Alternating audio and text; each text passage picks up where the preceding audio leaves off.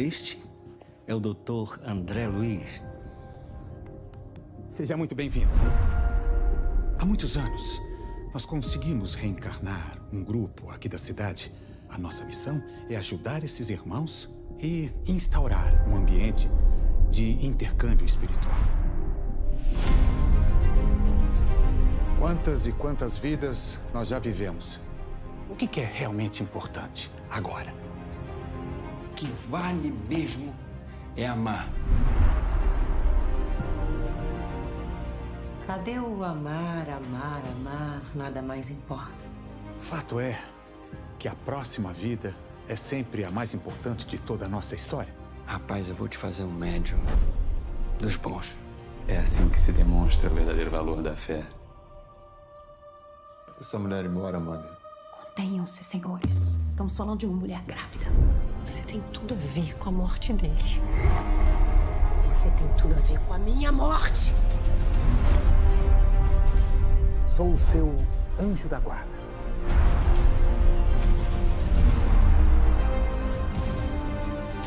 A gente ama você do jeito que é. Deus do céu. Te aceitamos. Venha comigo.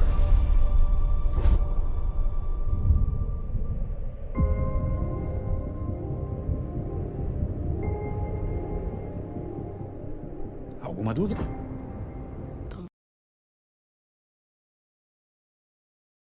Good morning, good afternoon, and good evening, depending upon where you're at in the world. And thank you for joining this Spiritist Talk series promoted by the United States Spiritist Federation every Sunday morning, 11 a.m. Eastern Standard Time. I'm very happy to be here today with our guest, MARCELO, who will be leading our live with the theme, Spiritism Presenting the Spirit to Science. And before we start, hello, welcome. Thank you so much for being with us, MARCELO. But before I turn it over to you, we're just going to give some brief announcements. Good morning. Oh, good morning. Nice to be here. Thank you for having me. Of course. So just some brief announcements. 2 U.S. Spiritist Federation programs. The first one, the Initiation into Spiritism virtual course on Sundays at 10 a.m. Eastern Standard Time. This course is meant for those who want to learn or review the basic principles of Spiritism. And the second one is the 25th anniversary of the United States Spiritist Federation that will be celebrated at the 16th U.S. Spiritist Symposium in Houston, Texas on November 5th. Save the date. The theme will be Time for Renewal, Healing, and Regrowth. The symposium is for the whole family, so you can get more information at spiritistsymposium.org, and the registration is open. So we would love to have you and see you there. And one more short announcement before we move on to our presentation is on the screen. You can note there at the bottom, there's a QR code. And if you want to help the USSF produce more publications, promote Spiritism to everyone, you can actually scan the QR code on screen and it'll automatically link and you will be able to send in your donation. So if you have an iPhone, I know you can open up your camera app and just put it right over the screen and it'll lead you directly to a link where you can go ahead and make a donation. We appreciate any donations ahead of time for your assistance with this work that we're doing. So now back to MARCELO. MARCELO, it's so good to have you with us today, together with everyone else who's watching with us live, of course. And I wanted to give you a super warm welcome. And I'm sure you are all eager to hear, because I'm eager to hear from MARCELO. Before he starts to enlighten us in the next hour or so, please just allow me to formally introduce him. MARCELO Syed is MD, PhD, physician, board certified in rehabilitation medicine and acupuncture. Doctorate in rehabilitation sciences by the Federal University of São Paulo. Current director of the Spiritist Medical Association of São Paulo. Coordinator of the research department at the Brazilian Spiritist Medical Association. Co-founder of the Interfaith Coalition on Health and Spirituality, As an independent researcher, he is also engaged in events, organization, scientific publication, editorial collaborations with journals and books, technical lectures, and scholar tasks. His primary interests fields are religiosity in healthcare, anomalous phenomenon of consciousness, and complementary spiritual therapies. Please take this opportunity to send your questions during the presentation using the chat window, and Marcelo SAAD has reserved time to address your comments and questions once he concludes his presentation. And Marcelo, please, we want to give you the floor now. Thank you very much for the opportunity. I congratulate you for this series of meetings and talkings, and I'm glad to be here to present this pretentious, bold proposal related to the presentation of the spirit for science from the Spiritism. Spiritism has a lot of tenets that can respond some gaps in the question of the existence of the spirit, and it can contribute for the human knowledge about what is afterlife and what is the human being by itself. I will start this sharing of my PowerPoint saying you the script of this presentation. We will start talking about some anomalous phenomena of consciousness.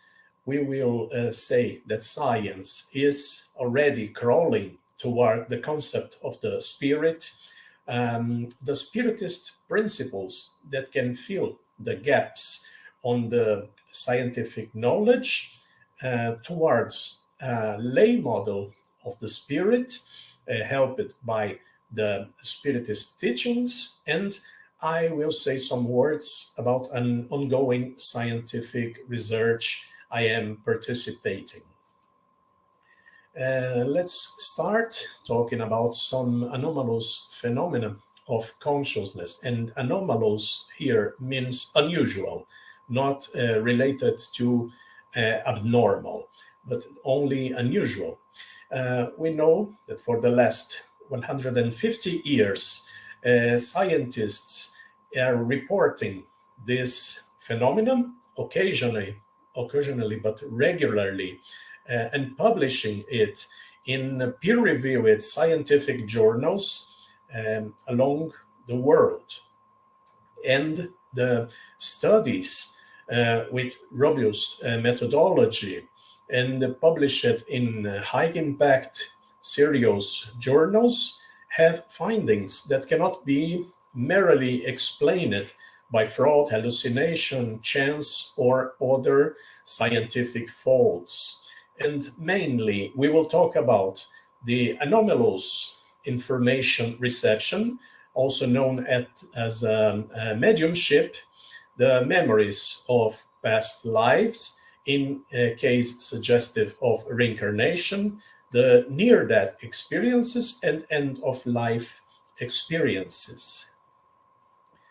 Starting with the concept of the mediumship, anomalous information reception, we have a materialistic perspective to explain findings on studies, and the materialist perspective is related to some probabilistic guesses. The medium would say general phrases that will fit the needs of the proxy. And there is also the phenomenon of cold reading and the hot reading. The hot reading is previously searching data on internet, for example, and the cold reading is checking the attitudes and the words used by the proxy to compose some information that makes sense for him or her. But we have some things that materialism cannot explain, such as the verifiable data that cannot be from the access of the medium. A medium could not have access for this data based on the regular senses, and this information is verifiable by the researcher confronted with the talkings of the proxy, the relative of the deceased. And this is a gap in the knowledge related to mediumship. Relating the memories of past lives. The materialistic perspective is very rich in this sense because they claim coincidence of information when some child, in general is a child, reports another life on another place and say details and the verifiable information about his previous name, the family, the place, the work, and the way he or she died. And the materialistic perspective will say that is either coincidence or fantasy. The materialistic perspective will say that the children would have this information from some conventional meaning, such as knowing it in internet, and this secondary gains would motivate the children or the family to state this position. But also, in this case, there are some unexplainable data that the materialistic perspective cannot be satisfactory, and the accurate description of places, people that is verifiable by the researcher, and this is made in a place that has not access to internet, and the children and the family could not have access to it. And this is mainly rising it because some of these children present birthmarks that are related to injuries in the previous persona, and some habits and phobias that all of this are verifiable by the researchers. We have the near-death experiences when a person is near to death in a cardiac arrest, for example. The person can see spiritual figures and the lights and sounds, and sometimes person reports actual facts occurred during his or her resuscitation. The perspective from the materialism is that these are hallucinations, all the scholars' sounds and dialogues, and when a person reports something that happened during the resuscitation, this may be related to a fantasy based on normal things that would happen in each resuscitation. But still, the materialistic perspective leaves some gaps that are unexplainable, such as the verifiable data that are reported by the patient in a situation in which the brain is turned off because of the lack of oxygen. And it would not possible for the patient to register, to record this information. And the memories of these experiences are lucid and vivid, and this is very different from hallucination. And finally, we have the end-of-life experiences in a person with permanent dementia.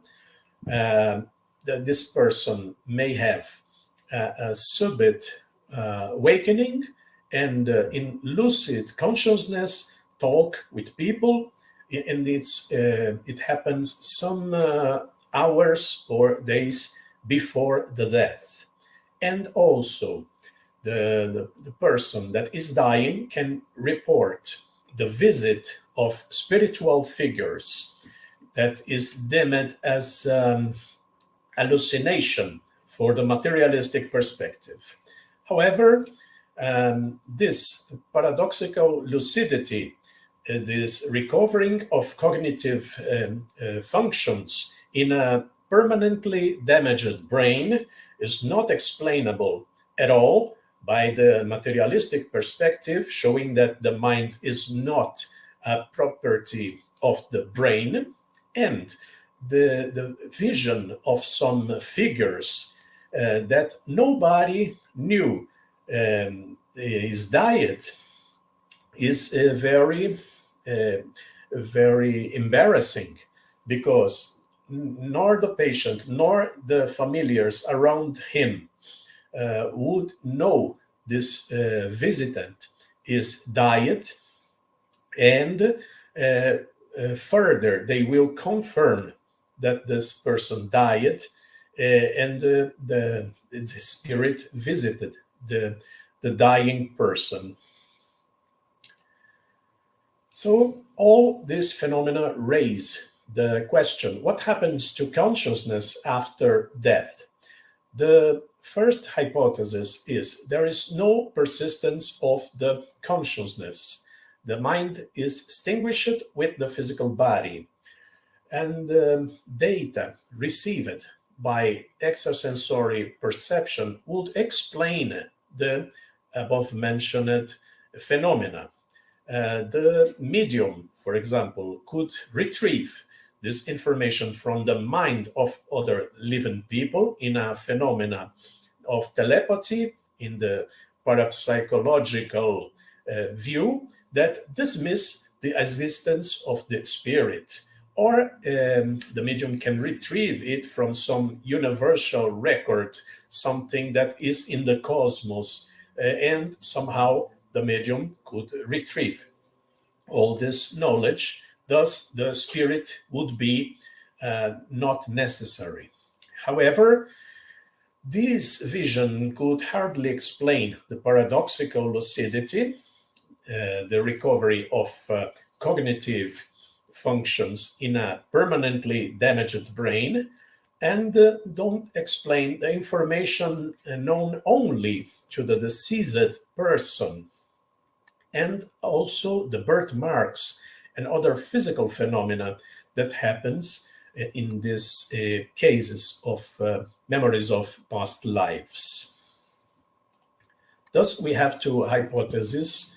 Two, the persistence of the consciousness after death, and we have the figure of the spirit, the immaterial essence of the human being, the source of the mind that survives bodily death and keeps its individuality.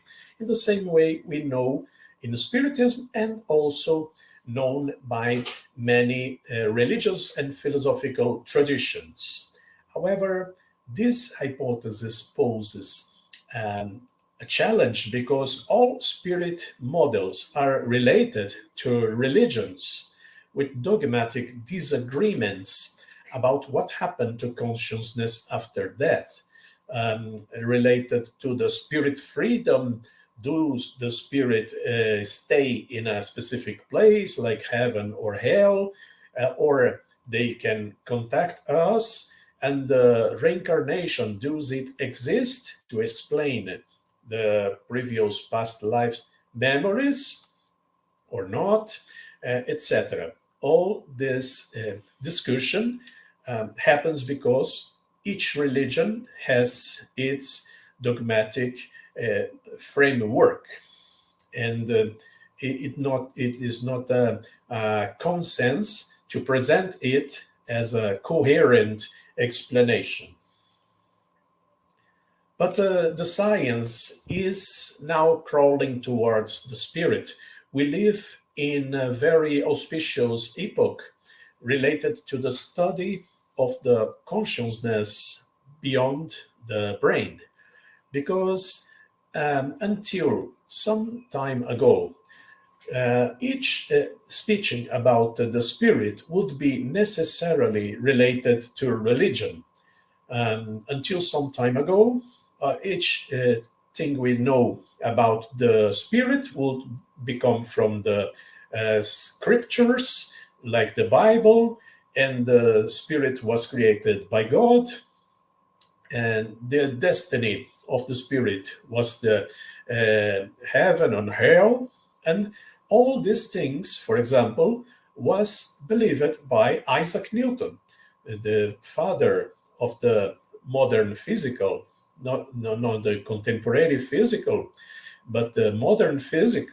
And if you ask for Isaac Newton, how the spirit is created, how the man was created, what was the destiny of the soul, he would say these propositions. But today we have, from the last 150 years ago, alternative forms to discuss it, where the spirit is not directly related to religion. 150 years ago, we had the creation of the Society for Psychical Research in the United Kingdom. We have the surge of the Spiritism. We have the creation of journals of parapsychology to study it very deeply. And some cases like this one, in one colleague of us wrote about all the studies made on the anomalous phenomena of consciousness related to independence of the brain for the consciousness, and he retrieved a lot of information and publications in very reputable journals made with very strong methodologies. Thus, we are now in another epoch where we can talk about the spirit without relating it directly to religion. This is an emerging concept in science, but not with the name of spirit. The researchers will use alternative names for now to describe this condition that we know as the spirit. They will say the brain independent consciousness, the non-local mind, making some assumptions related to the quantum physics, non-ordinary mental expressions, and anomalous phenomena of consciousness, a lot of terms that are related to spirit, but the science will not use this term right now. I'm sorry, let me see. Okay. And what about demonstrating scientifically the spirit using the scientific method? This is improbable because the scientific method has a very structured way from the observation, the hypothesis, the prediction of an experiment, the experiment itself, and the conclusion. And we have here the observation of the phenomenon. We make some hypotheses, we can make some predictions, but when we make the experiment, we are not always successful, because the spirit's nature is not compatible with the current research tools we have. The spirits are not responsible to the electromagnetic stimulation and detection, and the spiritual phenomena are unpredictable and irregular, making and experience in laboratory unfeasible. So this would be impossible for now to demonstrate the existence of the spirit through the scientific method. So we just rely on the indirect demonstration of the spirit existence by the phenomena produced. And we have levels of difficulty that are variable according to the nature of the phenomena. For example, for mediumship is very doable because we can assemble some mediums, some relatives that are proxies for the deceased, and we can obtain this information and check and verify it very easily. The memories of past lives in the case suggestive of reincarnation depends on exhaustive field research. We had in past some researchers, Ian Stevenson, and his follower today, Dr. Jim Tucker, but they depend on this going to the place, an exhaustive interview, and checking the information. Is not very feasible, but they do it. And the near-death and the end-of-life experience are a very rare event, and we have not control on how and when they will happen to make observations on a controlled way. But having indirect evidences of the existence of the spirit and the actuality of the mediumship can be made in studies like this one. For example, in this publication of 2013, some colleagues here from Brazil studied the work of André Luiz, and they clipped some important functions of the pineal gland that are reported in the books. And at the time, the pineal gland was an unimportant structure for science. Science didn't acknowledge any important function from this gland, and in contradiction with this, the work of André Luiz reported many important functions from the pineal gland. And some years later, the publications of the Chico Xavier writings, the melatonin and its functions were discovered, fulfilling all that observations made by Chico Xavier in the books related to the pineal gland.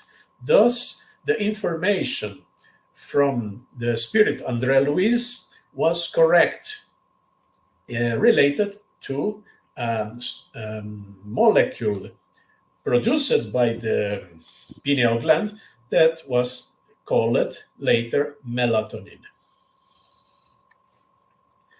We can make a scientific modeling about the spirit. We can create a theory, because a model is a descriptive representation of reality. We have here the model of the atom proposed by Bohr. The modeling is the generation of a conceptual diagram. We describe some phenomena, the working, the mechanism of the phenomena, using representations that we can understand through a model. The model are approximations, and they are always refined with time and with new knowledge. Some models are intended to describe hypothetical phenomena. I can make a model that describes the hypothesis of the existence of the spirit, and no predictive model can account for all the variables. Thus, all models are subject to critics and improvements. And a predictive model can lead to error and be, of course, improved. A model is not a representation of the reality, but a form to understand the proposed mechanisms for a phenomenon. And we can make a model of the spirit also. But to create a model of the spirit that is secular and acceptable for science, we have to use this strategy.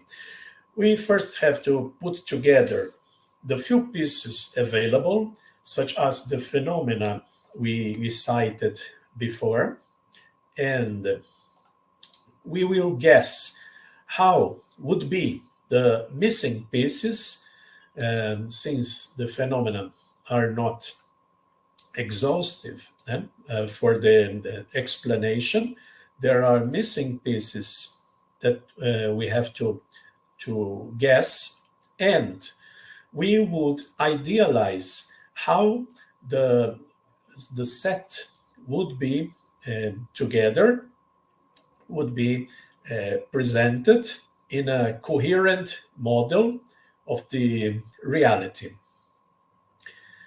I lost here. Okay, now. So we enter in the participation of the Spiritism, collaborating to this new reality. We will talk about the Spiritist principle, filling the gaps in the scientific knowledge. We know that Kardec made an empirical investigation using the scientific method of his time. The scientific method today is a little different, but Kardec followed all the rigors of the scientific investigation at his time, and his process aimed to obtain reliable information, eliminating any inconsistency. He tested and retested the information and stressed it, checking with different mediums until he had a coherent text. And the Spiritism may be a starting point to present the spirit for science, mainly because of three reasons. In the first one, Spiritism called the attention of dozens of scholars over the past 150 years for its pragmatism and objectivity. Spiritism talks a language that the erudite people and the scholars can understand. Thus, it is a good starting point. Another reason is that Spiritism overcame barriers that separate science, philosophy, and religion, making a starting point for a Ligue, for a secular model of the spirit. And Spiritism inspired the creation of associations to explore its civil applications, such as the Spiritist Medical Association that I represent. Let's check these reasons. We have a lot of erudite figures that was interested by Spiritism in the past 150 years. We have here scientists and intellectuals from the United Kingdom, from France, Germany, and Russia. We have Italian physicists and astronomers, engineers, poets, dramatists, and philosophers that embraced the proposal of the Spiritism. We have also this transcendence of the concepts of science, philosophy, and religion. Because before Spiritism, we worked in a multidisciplinary approach where science, philosophy, and religion were three different fields to be investigated, one in focus on the nature, the other in focus of the cognition, and other one in focusing the transcendence.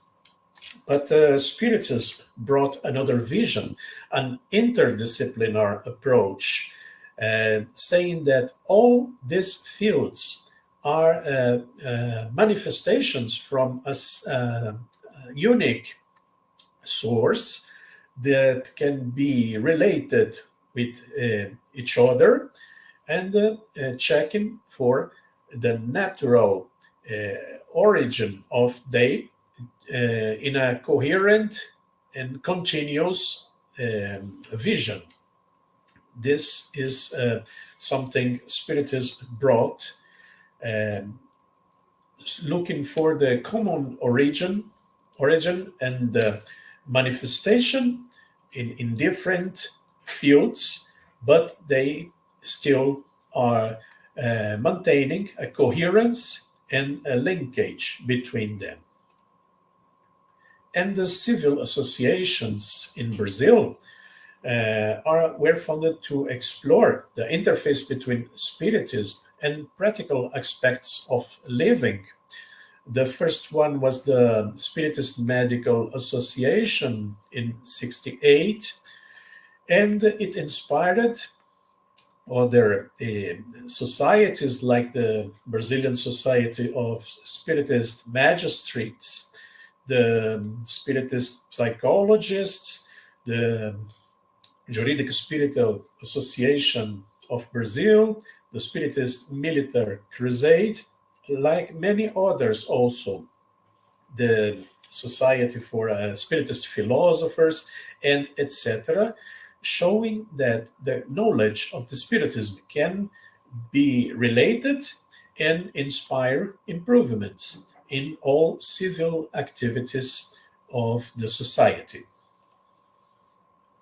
So, creating a model of how the spirit would be, we can borrow some Spiritist principles and state some phrases that would create this model. And the first concept is the spirit is an individuality, the immaterial essence of the human being, the source of the mind. And in letter B, we see the soul is an incarnated spirit with many of his subtle potentialities blocked, thus receives a different name because it's not a free spirit. An incarnated spirit cannot remember the past lives and contact the spiritual realm. In the letter C, spirits are always around us, constantly exchanging elements with us. These elements are information, are energies, fluids, and many things that are part of our lives. Some distinguished people can receive a complete mediumnic message. They are more sensible to this interaction and can act as mediums. After death, the spirit retains its individuality and his knowledge, the knowledge acquired in that life. Yeah? And finally, spirits must go through many incarnations towards perfection. In this model, we can see the phenomena cited before, the mediumship, the near-death experience, the end-of-life experience, and the memories of past lives. All phenomena explained by these characteristics of the spirit through this model based on the Spiritist tenets. So the Spiritism can explain the gaps in the phenomena mentioned, the anomalous information acquisition or mediumship is explained in this form. Although all we have some sensitivity, certain people can interact deeper with the spirits and convey a complete message in the form of a letter. The memories of past lives, the incarnation normally blocks memories of previous lives, as it must be. We have to have this blockage, but in some specific case, the mind can assess them, and children can talk about these memories that are blocked for us as incarnated spirits. The near-death experiences in critical situations, the body-soul linkage may be weakened, and the mind could experience the spiritual world. So this bondage between the spirit and the body in critical situations can be weakened, and we can access things that are around us and makes part of our lives, but we cannot acknowledge it. And the end of life experiences in a devitalized body near to death, the weaker constraints of matter may allow some freedom from the soul and interacting with the spiritual realm. So I say that near-death experiences is an acute condition, and the end-of-life experiences is a chronic condition, but all of them are related to exploration of the soul through the veil of the matter contacting with the spiritual realm. So let's see the ways to create a model. We must have a fact that a statement after a experiment or observation confirmed several times. We have an hypothesis that is a testable data-based assumption. We have to create an hypothesis that is viable and based on facts to explain the observed phenomena. And we can construct a theory that has explanation of a fact supported by the confirmed hypothesis. Once the hypothesis is solid, I can create a theory. And we have here some facts that are observed, as we told before. The mediumship, the memories of past lives, the near-death experiences, and the end-of-life experience. This is concrete. This is undeniable. We can make the hypothesis that the spirit is an immaterial essence, the source of the mind, that survives death and keeps its individuality and probably reincarnate. As a general hypothesis of what the spirit would be.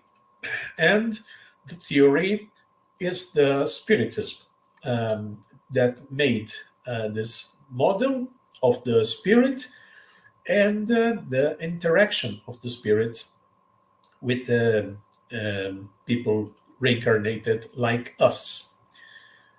However, to progress towards a lay model of the spirit, we have reinterpreted some concepts of the Spiritism. Normally, we rely on this tripod that Spiritism conceives science, philosophy, and religion. To create a lay model of the spirit, we have to reinterpret the question of religion, not eliminating this concept, but reinterpreting it and stating something like reconnection or other term.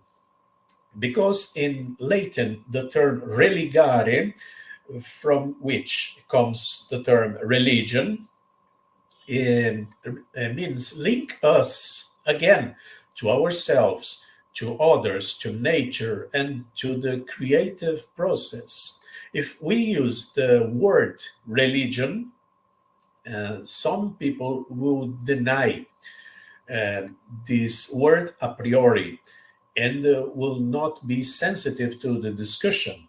But if we consider other words that will be universally accepted, we then can bring these people to the dialogue. And the Kardec himself stated that Spiritism is not a religion. Let's check these statements from the book Spiritism Easily Explained. The excerpts I clipped from the whole text. Spiritism is not religion. It has no cults, priests, temples, etc. Spiritism has fundamentals of religions, like the God, the soul, the immortality. And Spiritism questions certain beliefs, the eternal penalties, the existence of the devil, etc. And Spiritism brings back faith by giving rational explanation to dogmas. So at the same time, Kardec say it's not a religion, he still keeps that Spiritism has some fundamentals of religion, and it does not deny the faith, but otherwise it brings back the faith. It reinforces the faith. And in other book, What is Spiritism? Kardec also bring these excerpts that are clipped here. It was the church that proclaimed Spiritism a new religion. Spiritism has the character of science, and its adherents, as it has adherents of all faiths. We are not atheists, but that doesn't mean we are religious. God's name is used because nothing is done without his permission.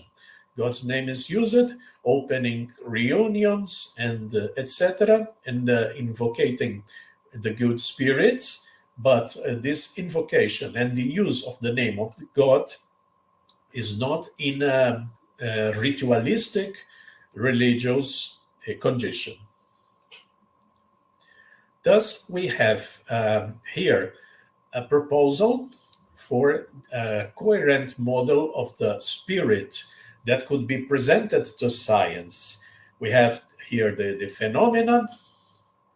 We have also the interpretations for Spiritism, and here we have a incomplete model. You can see the borders of this model also are incomplete and prone to receive further information, further pieces that we can find. And we can call scientists and theologians for this discussion, just presenting this model of the spirit based on the phenomena existent and some principles of the Spiritism. Adopting this spiritual model is not synonym of accepting all the Spiritism, because it can be too much for some people to discuss God and the universal creation, the ineffable and immaterial nature of the spirit realm, the moral lessons from the Gospels, and the origin and destiny of the spirits, and the life in other worlds. All these questions may be too much for some people, and to discuss the existence of the spirit and how the spirit could be. We can stay only with these tenets of the Spiritism that describe it, allow the creation of a lay model, and make us to attract people that can accept it. Important, we say, for these people that are coming to see this model of the spirit, is to state that Spiritism is not intended to replace the materialist model, but rather complement it. We stay with the conquerors of the physics and chemical, etc., and biology, but we bring an extension of the explanation, bringing a model of the Spiritist realm that is unknown from science. Also, the Spiritism is not intended to invalidate some religious beliefs, but rather expand them. Of course, we criticize some hard beliefs, such as the existence of the devil and the impossibility of reincarnation. This model will question all these traditions, but it's not an invalidation, it's an expansion of the model. Okay? In this way, some impartial skeptics and the progressive theologians are welcome to an open-minded dialogue about the existence of the spirit and how the spirit would be existing so. Even so, we have to combat the opposition from some people that insist to see the Spiritism as a religion and a dangerous interpretation, such as this book, Spiritism, the Modern Satanism, where they say the repudiation of one of the truths of Christianity results in the denial of all of them. So if we deny the paradise, for example, we are destroying the Christianity. To tear the cornerstone out of the arch is to cause the entire building to topple. In this view, nobody can remove some things of the Christianity with the risk of collapse of all the Christianity. And Christianity must be taken in its entirety, or it must not be. So the solution is to separate Spiritism from religion, using all the scientific part of the Spiritism to prove the existence of the spirit in a way acceptable for scientists and theologians, and avoiding this debate with fundamentalists that insist that Spiritism is a threat to Christianity. And I will talk briefly about ongoing scientific research that I am involved with. We know that psychographic letters, automatic wrote, have different handwriting, especially in the signatures. And we have here two explanations possible. The materialistic reasoning, in which the medium produces a disguised handwriting on each news session, and the spiritual premise that say each spirit produces a different handwriting when guiding the medium's fist. The materialistic reasoning is the last likely because there are limitations to the ability to disguise the handwriting. And we aim in this research to document whether handwriting parameters of mediumic production are compatible with the spiritualist explanation that the spirit is responsible for this calligraphy. And we follow this hypothesis. The signature will be compatible with the one produced from the deceased still in life. We will compare the signature of a document of this deceased person with the signature produced in the automatic writing. So we will take the channeled signature by the medium. We will take also the original signature that was brought by a proxy and a controlled signature falsified by a forger. And we will submit it to a graphotechnical analysis to check the compatibility of these signatures and state the signature comes from what fist. The expected result is the signature has graphotechnical compatibility with the deceased, so the materialistic reasoning will be almost unrealistic. And even more, if the calligraphy variation exceeds the ability to disguise, because if I try to make a forgery of handwriting, I have neurological limitations to vary the calligraphy, and the writing speed is compatible with natural fluency, denoting the activity is made without the effort of a forgery. So we have this informal preliminary data with the medium I am studying. The writing speed is almost twice the normal average, and the medium performed it for 2 hours and a half.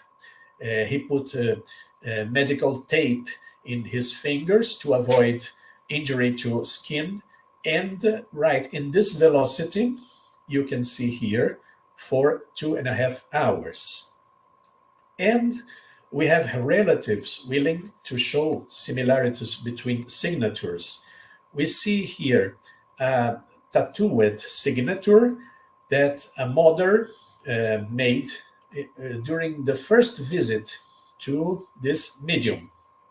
And she found this signature so close to the signature of the deceased son that she made this tattoo here. And this graphic is from a letter produced in the very day I was visiting the medium. So the medium previously made a signature that resembled the signature of the son. The mother made this tattoo, and in the day I was there, I witnessed the medium made the same signature. This is a final reflection just to finish this reasoning we presented here. Which of these subjects are of scientific interest? The pot of gold in the end of the rainbow, the existence of Santa Claus, and the existence of the spirit. These three statements are interpreted differently. The first one has a wrong premise, because the rainbow is a circle because of the Earth's circumference. So it doesn't touch the ground. If the rainbow doesn't touch the ground, we could not have a pot of gold in the end of the rainbow. The existence of Santa Claus is not a matter for a scientific interest because there is no observed fact. Gifts does not appear mysteriously in homes with children once a year. So there's no fact that justify the hypothesis of Santa Claus. But the spirit has facts observed that we stated before. So these facts allow we to use scientific method to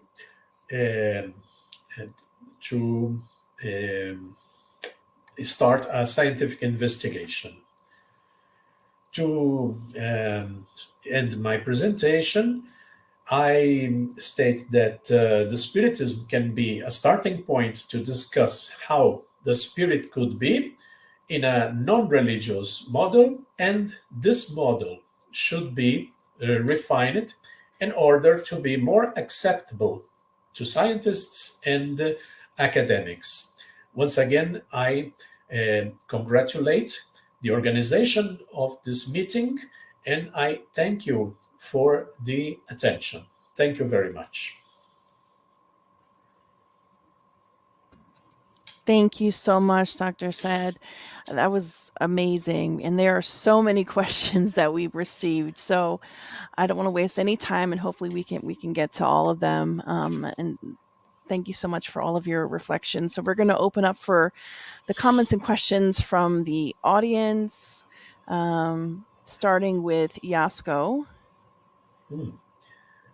And I can read it if you'd like. Hi, Dr. Saad. Great topic. Scientists of material world are required to remove all the bias, the interference of the authors. In the mediumship research, one is equally concerned to discern between animism and the genuine communication of the spirit.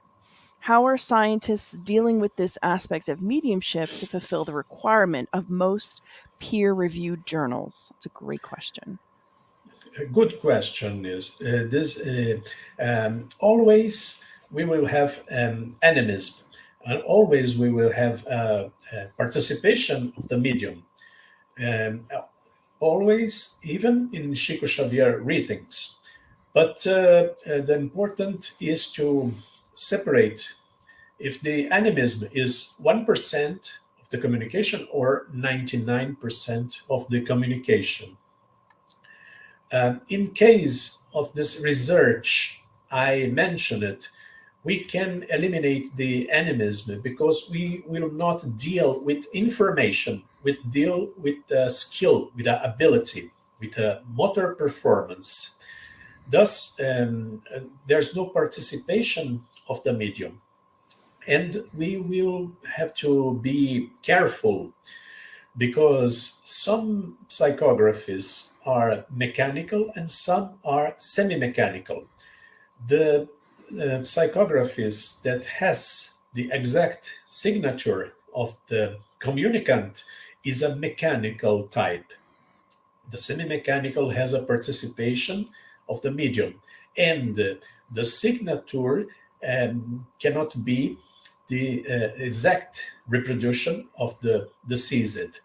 Thus, we will have to have some method to separate which are signatures that interest to us and study only these ones. In the semi-mechanical process, the medium participates and use his own nervous system and motor programs to help to produce the signature. Perfect. Thank you so much for that. Let's go on to our next question. Do you think NDEs are becoming more understood and possibly accepted as truth, especially with things like the American neurosurgeon, Dr. Eben Alexander, they're writing a book about it?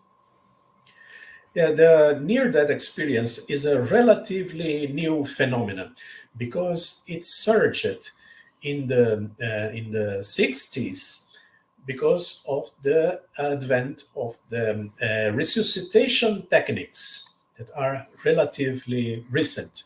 So we deal with it differently. We deal with the mediumship or memories of past lives that are millennial phenomena. And it coming, the study of the NDA is entering the universities and is conquering the attention of many reputable researchers. And in some time, we will refute all the accusations of illusion and the claims that all of the experience can be explained by the materialistic view related to neurochemistry and coincidence. And we have a book from detractors of the spiritualist view, a large book explaining that all the spiritualist phenomena are myths and explainable by neuroscience. And recently, we have a book produced by a colleague of us here in Brazil that is the Science of the Afterlife. The Science of Afterlife, I will take the title, the exact title, but Science of the Afterlife. He brings together all these irrefutable observations and establishes that something merit further study, and the phenomena are actual and solid, following the criteria, following the scientific criteria.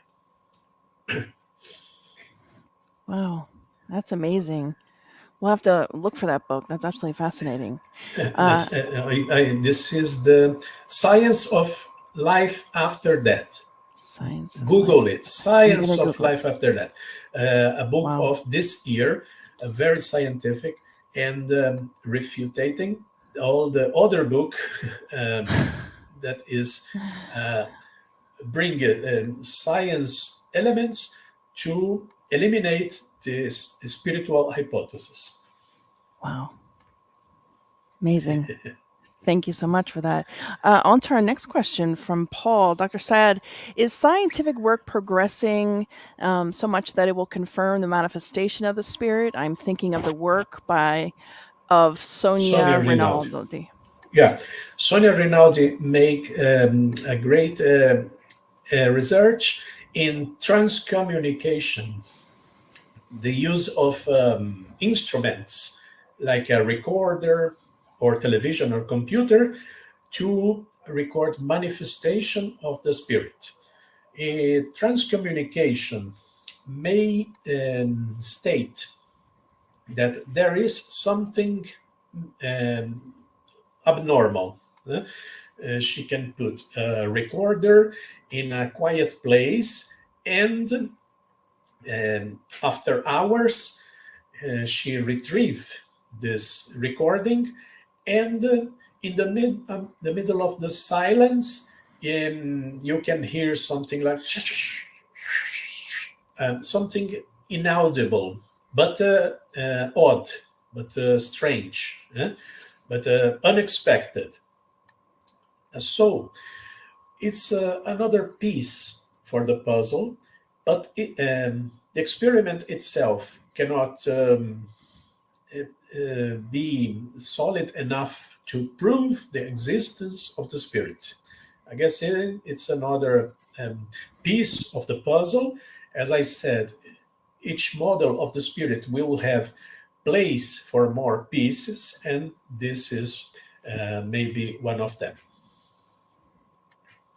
Wow, excellent. Let's go on to our next question. Are there... Oh, that's not the next question. Sorry about that, Daniel. The next question is from the U.S. Spiritist Federation.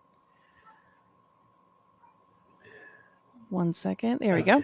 Dr. Saad, Americans seem to have a great interest in the occult, but in the medical field, there is still some resistance from clinicians. Have you had any successes with approaching the subject to make it more palatable? Yes. We are amongst a paradigm shift. A paradigm shift is a situation where the current scientific model is unable to explain some anomalies, and as these anomalies pile up, the model drifts, and there's a crisis in the model. This opens a discussion of new proposals, and the scientific paradigm is modified, becoming the standard pattern of science. This is what is called a paradigm shift in science. And maybe we are in a position in which anomalies surge, but they are not piled up enough to stress the model, to make a crisis that justify a change. This is my position. The position of my colleague, Alexander Moreira Almeida, the writer of the book Science of Life After Death. And his position is that we have enough elements to provocate a crisis in the materialistic model and force a new paradigm shift. Until there, we have to respect the paces of the change. We will still have people that prefer to stay in the comfort zone, and we respect it. But we cannot respect the disrespect of the individual values and preferences. If a patient wants to discuss religious things and the questions of faith in the clinical treatment, the physician cannot be insensitive to it and open exceptions and some accommodations related to the demands of the patient. This is a balanced position. Well said. Our next question comes in from Daniel. Oh, no, sorry. Mufsa. The quote lay model, and that's what you shared on the slide, makes me think of the book Beyond Religion by the Dalai Lama. Do you think this would be a fruitful path for spiritists to explore? Yes, sure. We have to collect all the information from different spiritual leaders that are progressive and opened to the theological dialogue. This is because we have to leave aside some teachings of the Gospels. We have to receive from these teachings the universal values that they contain, and not fall in the trap to say they are the manifestation of the truth. Because if we only deal with the truth of the Gospels, we put out of the discussion 3/4 of the humankind. Okay, this is the importance to be flexible and say the Gospels are a manifestation of the truth, like other texts or sacred scrolls. All they have manifestations of the truth also. Okay, in order not to exclude 3/4 of the humankind. Okay, this is a real lay model, and we include in this the progressist sayings of the Dalai Lama, of the Pope, and all the religious leaders open to dialogue. Perfect.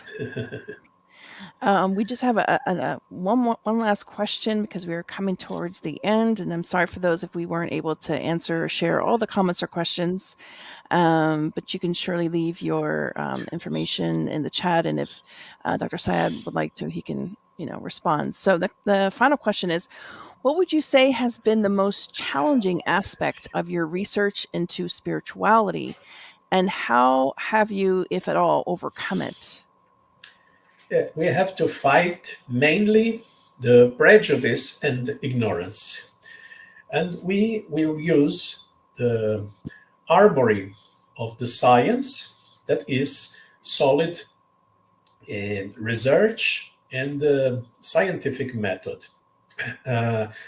This is the main challenge, is to fight ignorance and prejudice.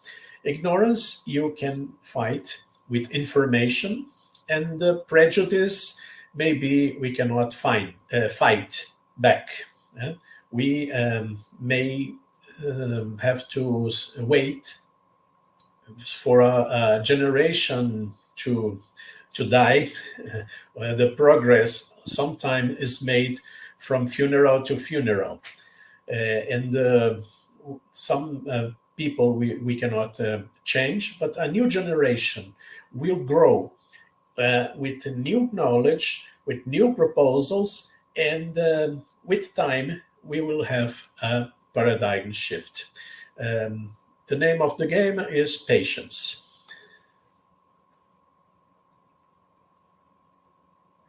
Oh, your sound? So sorry. Yeah, it seems like we live in an immediatist society where we want that instant, like we want it now. But well said, said about needing to be patient and giving time to time. So thank you so much for being with us here today, and thank you to everyone who's watched this live talk and those who have been following our weekly talk series. Just as a reminder, next Saturday, September 24th at 11 a.m. Eastern Standard Time, don't miss our next live with Alvaro Mordecai. He will be discussing reincarnation in ancient times. As we are about to end our live for today, I just would like to remind everyone that, again, our upcoming 16th U.S. Spiritist Symposium on November 5th in Houston, Texas. Make sure to register all of your families so we can spend a full day learning more about Spiritism and sharing our life experiences and our friendship with one another. So let's also celebrate the 25 years of the United States Spiritist Federation together. So it'll be a really enjoyable event to see everyone who can make it. Also, don't miss tomorrow, Sunday at 10 a.m. Eastern Standard Time, on the next class of the Initiation into Spiritism course. And let us know if you have any questions about it. So before we close, Marcelo, would you like to do the end prayer? The end prayer, okay. Thank you. If not, I can. Perfect, I will make it. First, I thank you for the opportunity and everyone for watching. And I invite all of you to join us in a chain, in a force and the fluidic environment. We invite for this chain all people in the world or the benefactors that work for the success of our ideals, and may this union grow more and more in order to, we see in our time, in our lifetime, a change in direction to the good, to the construction and the positivism. So we thank all the creative forces for this opportunity. And we close this activity giving thanks for the people that precede us and are joining us in this moment. So we've finished this activity. So it be.